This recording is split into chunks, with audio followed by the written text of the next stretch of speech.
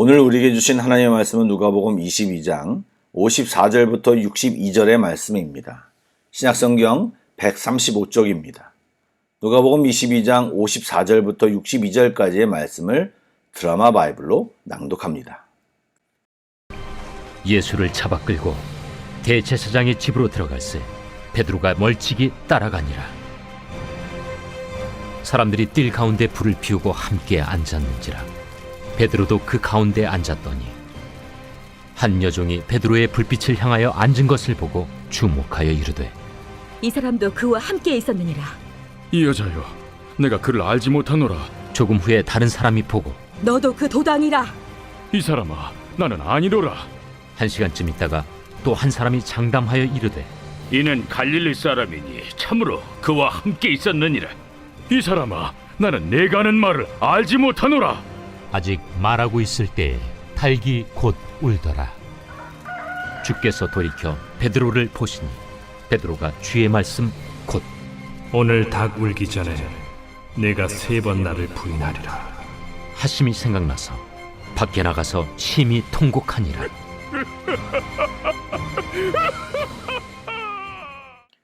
좋은 아침입니다. 오늘도 신실하신 주님이 우리 각 사람이 드리는 진심의 예배를 기뻐 받으실 줄 믿습니다. 말씀을 들을 때 잘 깨닫도록, 또 의지를 가지고 엎드린 이 아침의 기도 시간에 뜨겁게 기도할 수 있도록 성령님께서 강권적으로 인도하시기를 기원합니다. 아멘. 말씀을 나누겠습니다. 오늘 본문은 예수님의 수제자였던 베드로가 참으로 숨기고 싶은 과거가 아닐까 생각됩니다. 사실 누가복음의 저자인 누가는 앞선 본문들에서 사도가 된 예수님의 제자들의 실수를 간단히 묘사하거나 이름을 드러내지 않는 배려를 했던 내용들이 있었습니다. 그러나 베드로의 이 예수님 부인 사건은 안타깝지만 베드로의 반전의 삶을 적나라하게 드러내고 있고 그 속에 놀라운 주의 은혜가 있기에, 그리고 이미 많이 알려진 내용이기에 오히려 자세하게 기록하고 있습니다. 잘 아시는 대로 베드로는 일찍이 누구보다 자신 있게 예수님과 함께 죽기를 각오했고 큰 소리를 쳤던 사람이었습니다. 예, 베드로는 그런 스타일이었습니다. 또 그런 마음이 진심이었다는 것도 여러 정황상 맞습니다. 그럼에도 불구하고 특별한 상황이 발생하자 인간의 장담과 각오가 얼마나 연약한지를 잘 보여주는 내용입니다. 그러나 이 이야기의 핵심은 베드로의 몰락이나 수치를 드러내는 것이 아닙니다. 이제 그가 어떻게 반전되는지를 보게 될 것입니다. 그리고 그 반전의 역사 속에서 주님이 어떻게 도와주시는지를 우리는 주목해야 할 것입니다. 우리 주님은 당신의 사람이 몰락하도록 내버려 두는 그런 분이 아니십니다. 우리에게 소망이 있는 것이 아니고 신실하신 주님 안에 소망이 있습니다. 말씀을 좀 더 자세히 보겠습니다. 불과 바로 전에 칼을 뽑아 기세등등하게 행동했던 베드로는 이제 아주 소심한 사람이 되었습니다. 두려워하면서 감히 나서지 못하고 충분히 도주가 가능한 거리에서 무리를 따라갔습니다. 늘 주님과 함께했던 수제자였기에 다른 제자들처럼 도망가지도 못했고 그렇다고 드러내고 예수님을 변호할 수도 없었습니다. 하고는 싶었겠지만 상황의 무서움들이 그를 눌러 행동하지 못하게 했을 것입니다. 그가 유일하게 할 수 있는 것은 그냥 일정한 거리에서 바라만 보는 것이었습니다. 우리는 베드로의 이런 모습을 쉽게 판단하고 흉보기도 하지만 이 베드로의 모습은 사실 우리의 모습과 별반 다르지 않습니다. 기도하고 은혜 받고 감정이 격해지면 세상 모든 유혹을 이길 수 있는 것처럼 결단하지만 정작 조그만 문제도 넘지 못하고 전전긍긍하는 우리의 모습은 베드로와 많이 다르지 않습니다. 그래서 저를 포함한 많은 신앙인들이 베드로를 좋아하고 동일시하려는 경향이 있음을 발견합니다. 그러나 베드로의 이런 모습을 보며 우리의 연약함을 합리화하는 것보다는 그것을 넘어 그가 어떻게 그것을 극복하고 놀라운 주의 사도가 되었는지에 집중해야 할 것입니다. 베드로는 대제사장 집까지 들어간 예수님을 쫓아가 사람들 사이를 파고 들어갔습니다. 그러나 그것이 예수님을 구하고자 하는 적극적인 의지라기보다는 상황이 어떻게 흘러가는지 알고 싶었던 것으로 보입니다. 그 집에 모여있는 사람들은 대부분 그런 베드로에 관심이 없었지만 몇 사람들은 날카로운 눈으로 베드로를 보고 베드로의 정체를 따져 물었습니다. 상황만 놓고 보면 그 자리에 있던 사람들은 대제사장 무리들과 마음을 같이 하는 사람들이었습니다. 예수님을 반대하는 사람들입니다. 그런데 그들 중 예수님을 주로 고백한 한 사람, 베드로가 있는 상황입니다. 베드로는 예수님 앞에서는 주는 그리스도시요 살아계신 하나님의 아들이라고 고백을 멋지게 했습니다. 이제 그 다음 스텝인 사람들 앞에서 그것을 고백해야 하는데 베드로는 고백하지 못합니다. 그냥 못하는 정도가 아니라 부인합니다. 한 번 부인한 것도 아닙니다. 유대인에게 있어서 완벽한 숫자인 3번을 부인합니다. 누가복음에서는 베드로가 평범하게 부인하고 있는 것처럼 보이지만 다른 복음서에서는 점점 갈수록 그 부인의 강도가 강해졌을 뿐만 아니라 마지막 3번째는 저주하고 맹세까지 하며 나는 알지 못한다고 말했다고 기록하고 있습니다. 지난 3년 동안 배우고 본 지식이나 경험이 아무런 소용이 없었습니다. 다른 제자들과 누가 큰애를 놓고 싸웠을 때에도 자신의 위치는 확고하다고 자신했을 베드로의 신앙은 그렇게 대단하지 않았고 말 몇 마디에 와르르 무너지는 신앙이었습니다. 어제와 연결한다면 이것은 기도하지 않는 삶의 결과인 것입니다. 성령께서 돕지 않으면 굳은 신념을 가진 사람보다 오히려 못한 모습입니다. 우리의 장담도 베드로처럼 쉽게 무너질 수 있습니다. 닭이 울지 않았다면 베드로는 자신이 했던 장담조차 기억하지 못했을지 모릅니다. 그런데 닭 울음소리에 베드로는 자신의 말과 주님의 말씀이 동시에 기억이 났습니다. 주님의 말씀은 그대로 실현되었지만 자신의 장담은 여지없이 거짓말이 되었습니다. 그리고 제가 과거에 설교 때 몇 번 거론했던 내용이 등장합니다. 누가복음에만 나오는 것인데 베드로가 3번 부인하고 닭이 울 때 베드로는 신문 받던 예수님과 눈이 마주쳤습니다. 61절 초반부에 보니 주께서 돌이켜 베드로를 보시니 여러분 예수님의 이 눈길이 거봐라 내가 뭐라던 넌 그런 놈이야. 넌 뻥쟁이야. 말만 하는 놈이지. 이런 눈빛이었을까요? 아니요. 그렇지 않습니다. 베드로야 괜찮아. 넌 지금 실수했지만 넌 반석이야. 네 이름이 반석이다.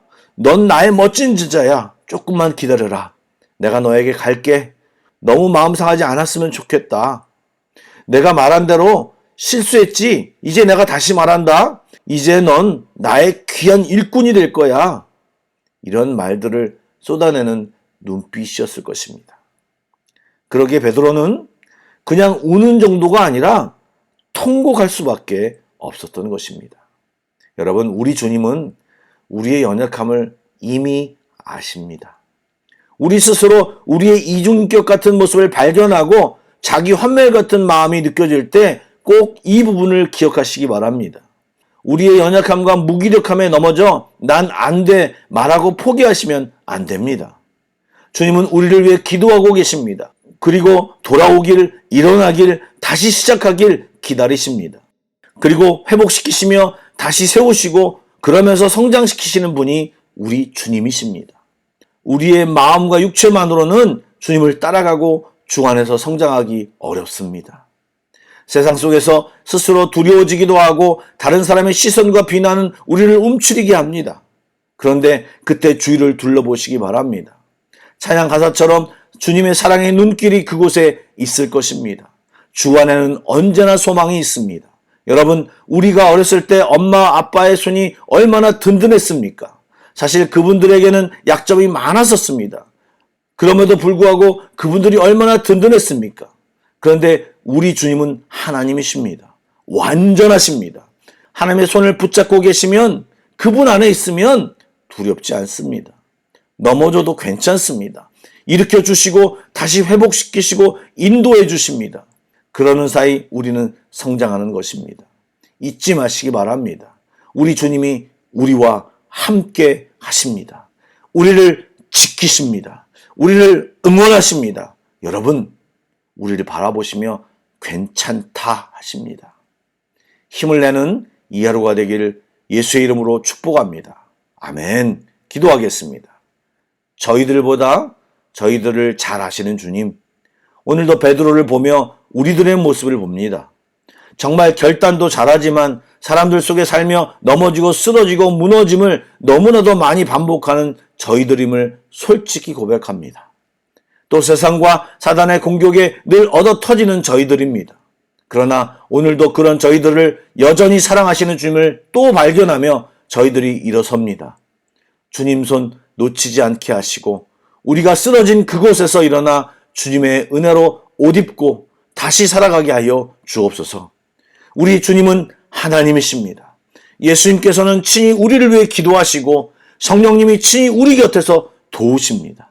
이것을 잊지 않게 하시고 일어나 주님 손 붙잡고 승리하며 살아가게 하여 주옵소서. 예수님의 이름으로 기도드립니다. 아멘. 계속해서 찬양한 곡을 묵상하시고 합심기도와 개인기도로 나아가겠습니다.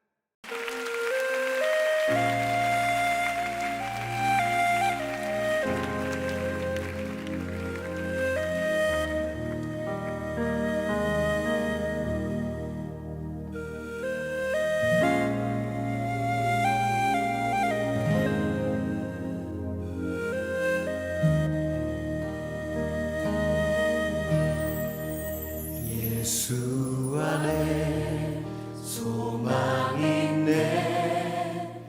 내 빛과 힘 나의 노래. 환난 중에 도우시는 주 나의 견고한 반석. 그 신사랑 그 신평화 두려움에서 날 건지네. 내 위로자 내 모든 것 주 사랑 안에 서리라.